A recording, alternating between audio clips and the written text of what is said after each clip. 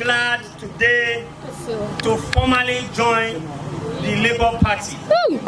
This is the party that won the last election, presidential election in this world. Yes. So Uboha is Labour and Labour is Uboha.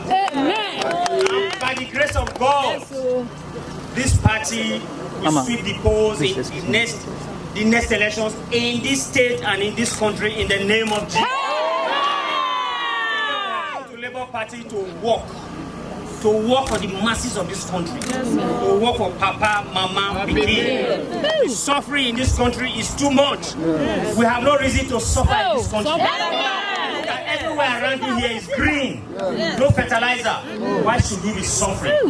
So by the grace of God, in due course, God will bring this to happen in this country. So when the righteous dare rule, the people will rejoice. It's the time of righteousness. It's the reign of righteousness in Edo State. And from Edo State, which is the heartbeat of Nigeria, that righteousness will go to Abuja. And a Labour Party president will be installed there in the name of Jesus.